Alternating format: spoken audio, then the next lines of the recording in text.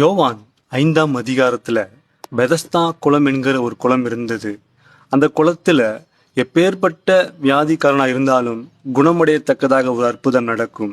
ஏனென்றால் சில சமயம் தேவதூதன் வந்து அந்த குளத்தை கலக்குவான். அந்த குளத்தை கலக்கும் பொழுது யார் அந்த குளத்தில் முதல் விழுகிறானோ அவன் எப்பேற்பட்ட வியாதிக்காரனா இருந்தாலும் அவனுக்கு சுகம் கிடைக்கும் என்று வேதம் சொல்கிறது. இதை நம்பி ஒரு மனிதன் 38 வருஷமாய் படுத்த படுக்கையாய் படுத்து கொண்டிருந்தான். தேவதூதன் வருவான், குளத்தை கலக்குவான், என்னை யாராவது கொண்டு போய் விடுவார்கள், நான் சுகம் பெறுவேன் என்று சொல்லி அந்த பெதஸ்தா குளத்தின் வாசலிலே அவன் காத்திருந்தான். ஆனா பாருங்க, அவனுக்கு சுகமே கிடைக்கவில்லை. 38 வருஷமாய் குளத்தை நம்பினான், தேவதூதனை நம்பினான், மனிதனை நம்பினான். ஆனால் அவன் வாழ்க்கையில சுகம் கிடைக்கவில்லை. ஒரு நாள் இயேசு அவனை தேடி வந்து உன் படுக்கையை எடுத்துக்கொண்டு நட என்று அவனை பார்த்து சொன்னார். அந்த வார்த்தையை நம்பினான். அந்த வார்த்தை அவனுக்கு விடுதலை கொடுத்தது.